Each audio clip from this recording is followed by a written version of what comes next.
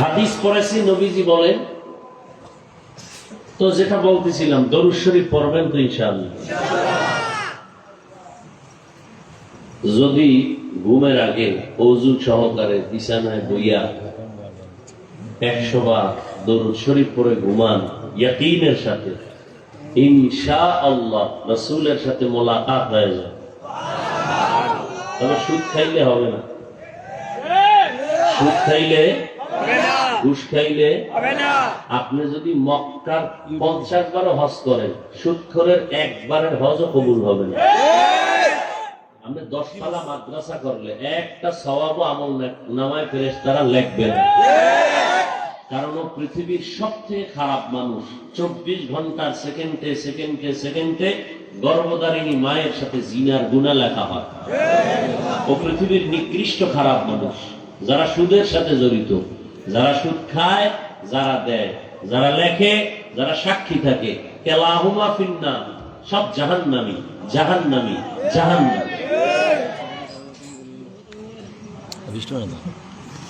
আল্লাহ পাক দুই দল মানুষের ব্যাপারে খুব রাগ হয়ে বলছে, এই বেঈমানের গোষ্ঠী, রেডি থাক, আমি আল্লাহ নিজে যুদ্ধ করব তোর মতো নিব হারামের সাথে। কয় দল? দুই দল। একদল সুদখোর। আল্লাহ কতটা রাগ হইলে কোরআন শরীফে বলেন আমি যুদ্ধ করব কার সাথে? যারা সুদ খায়, সুদের সাথে জড়িত।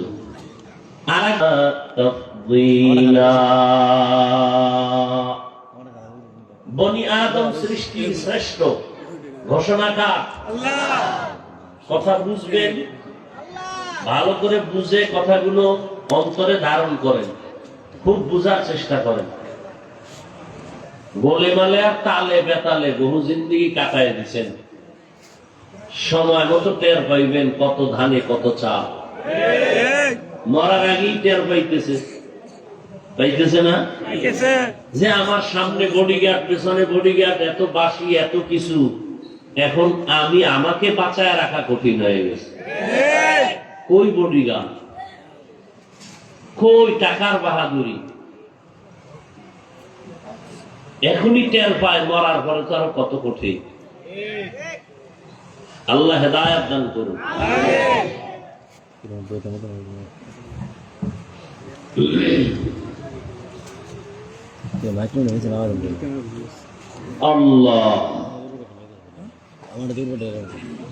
আল্লাহর সাথে আল্লাহ যুদ্ধের ঘোষণা দিয়েছেন। এরা কারা? বুখারী শরীফে আছে হাদিসে কুদসি, যারা আমার ওলিয়া উলিয়ার সাথে গাদ্দারি আর দুশমনি করবে, আমি আল্লাহ তাদের সাথে যুদ্ধ করব। যুবকেরা কিছু কথা বলি, লিখে রাখ, মোবাইলে না, অন্তরে, আর পারলে ঘরে গিয়া সুন্দর করে সাজায় লেখো, কম্পিউটারের পর টানাও, লেমিনেটিং করে রাখো। দুনিয়াতে বন্ধু পাইছে বহু, সব পেয়েছো ধান্দাবাজ আর স্বার্থপর। লিখে রাখ, রাস্তার মোড়ে মোড়ে টানায় দিবি পেস্টুন করে, 200-300 টাকা যদি খরচও লাগে। আজকে থেকে লিখে দাও, এই পৃথিবীতে উম্মতের একমাত্র, শুধুমাত্র, কেবলমাত্র নিঃস্বার্থ আপন বন্ধু উলামায়ে আহলে হক। এছাড়া সব ধান্দাবাজ, স্বার্থপর। স্বার্থে আঘাত লাগলে শুধু দল থেকে নাম কাটবে না, কল্লা কেটে দিবে। এই হলো দলের হালাত, এই হলো ধান্দাবাজের হালাত। আর ওলামায়ে কেরাম কি করে? এত গালি দাও আর লেখো। কোন আলেম কাউকে বড় দোয়া করে না, কাউকে গালির জবাব দেয় না, কলিজা দিয়া দোয়া করে। আলেমরা এই জাতিকে যা দিছে পৃথিবীর কেউ দিতে পারে না। যারা বলে ওরা চাপাবাজ। ওলামায়ে কেরাম এই জাতিকে যা দিয়েছে নিঃস্বার্থভাবে কেউ দিতে পারে না। আর এই আলেমদের সাথে যখনই বেয়াদবি কেউ করেছে, তার ধ্বংস অনিবার্য হয়ে গেছে। আল্লাহ হেদায়েত দান করুন। আমিন। ছাত্র জনতার আন্দোলনকে ত্বরান্বিত করেছে ওলামায়ে কেরাম। ঠিক কথা, ঠিক না? ভুলে গেলে চলবে না। ইতিহাস চেপে রাখা যায় না। মুসলমানের ইতিহাস অগ্নি ঝরা ইতিহাস। মুসলমানের ইতিহাস বিজয়ের ইতিহাস, সফলতার ইতিহাস। মুনাফিকের ইতিহাস, লাঞ্ছিত অপমানিত হওয়ার ইতিহাস। আমরা ট্রেনিং প্রাপ্ত মুসলমান, ঘাত প্রতিঘাত সহ্য করার মুসলমান। আমাদেরকে বারবার বোম্বিং করে, জবাই করে আমাদেরকে পরীক্ষায় ফেলেছে ইহুদি আর বেঈমানের বাচ্চাগুলো।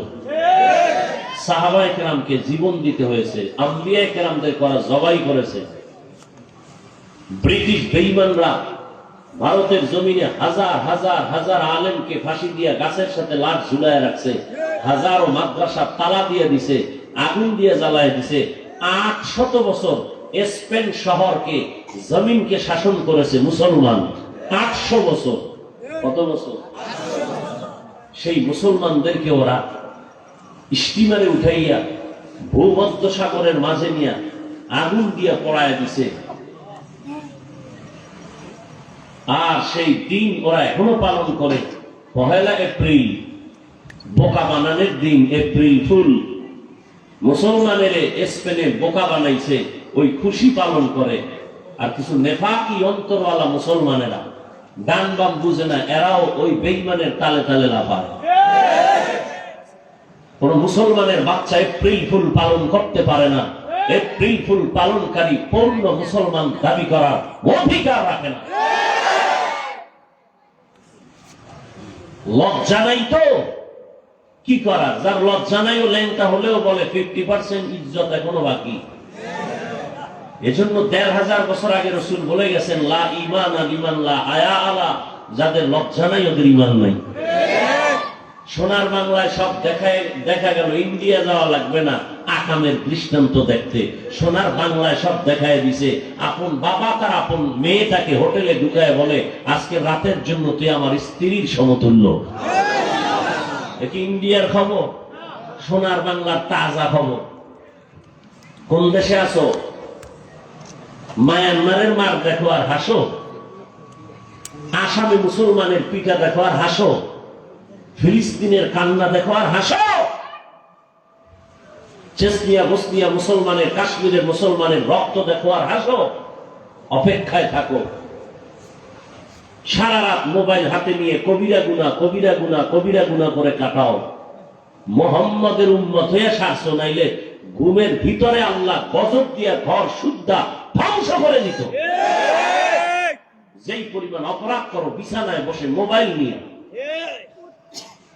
চেহারা দিয়ে তাকাইলে একটা চেহারার মধ্যে কোনো নূর নাই, কোনো আলো নাই। কবিরা গুনাহ করতে করতে করতে করতে চেহারাটা ধ্বংস করে ফেলেছে, শরীর নষ্ট করে ফেলেছে। আবার দাঁত খুলে হাসে। ওই যে রাসূল বলেছে, লজ্জা নাই যার ঈমান নাই, লজ্জা নাই কারণে হাসে। আমি কি হাসির কথা বলছি? আমি হাসির কথা বলছি? লজ্জা থাকলে কান্না দরকার। আমি মুসলমানের বাচ্চা এত খারাপ কেন? আমার মা তো এত খারাপ না, আমার বাপ তো খারাপ না, আমার চরিত্র এত খারাপ কেন? মানুষ আমাকে গালি দেয় কেন? আমার কারণে আমার বাপ মা অভিশাপ পায় কেন? আমার চরিত্রের কারণে আমার মা বাবা মানুষের অভিশাপ পায়। এই সন্তান জন্ম দিছে তোমার বাবা, তোমার বাপ মা একটু চেয়েছিল তোমার থেকে? তোমার কারণে মা বাবা গালি শুনবে, তোমার কারণে মা বাবা কষ্ট পাবে, তোমার কারণে তোমার চরিত্রের উপরে শিক্ষকের বরদোয়া, তোমার ব্যবহারের উপর এলাকার মুরব্বীরা কষ্ট পায় বরদোয়া করে, ওলামায়ে কেরাম তোমার উপরে বেজার। তোমার বাপ মা তোমারে জন্ম দিয়ে ভুল করছে, তুমি এমন একটা বদমাশ চরিত্রহীন।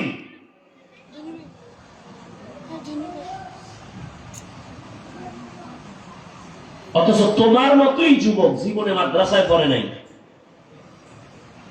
জেনারেল লাইনে থাকছে, স্কুলে পড়ে, কলেজে পড়ে, চাকরি করে, ব্যবসা করে, গাড়ি চালায়, নদীর মধ্যে মাছ ধরে, জমিনে কৃষিকাজ করে, 5 বেলার নামাজও পড়ে, মানুষের কথার আগে সালাম দেয়। নাই?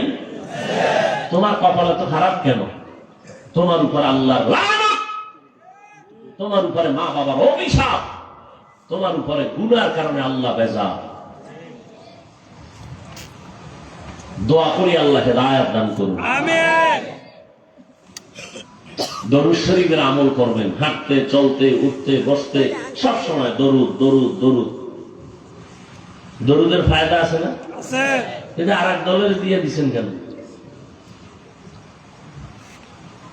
জিকিরের ফায়দা আছে, আর একজনকে দিচ্ছেন কেন? যেই রসুলের উপরে আল্লাহ দরুদ পড়ে, ফেরেশতারা পড়ে, আপনি কেন পড়বেন না?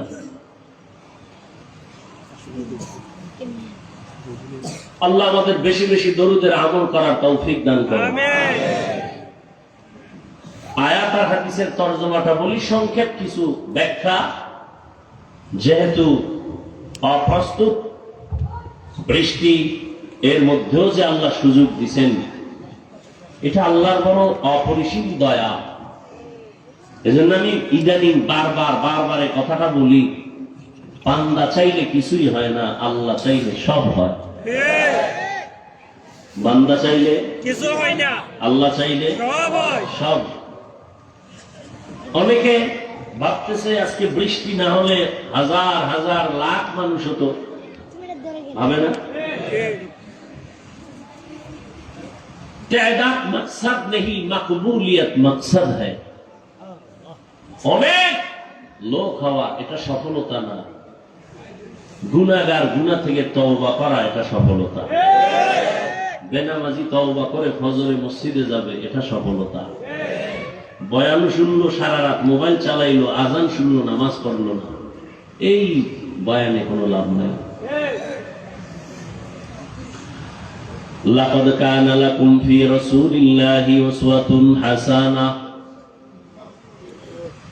পয়গম্বর বলেন, হে রাসূল, উম্মতের জানায় দেন, আপনার মধ্যে তথা রাসূলের মধ্যে রয়েছে, ও মুমিনেরা, তোমাদের জন্য উত্তম আদর্শ।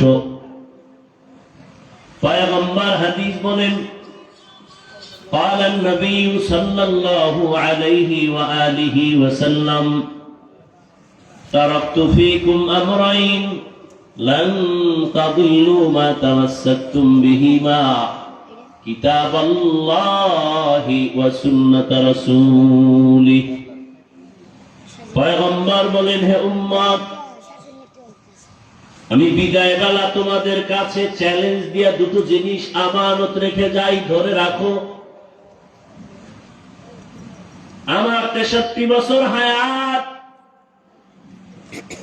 63 বছর হায়াত শেষ, আমি বিদায় হয়ে যাইতেছি। তোমরা আর কিয়ামতের আগ মুহূর্ত পর্যন্ত নবী চাইলেও পাইবা না। পাবেন না? নবী কিয়ামতের আগে আর আসবেননি। মাঝে মাঝে বিবারিয়াতে আসবেন, আসেন, কোন রবিউল আউয়াল আয় নাই।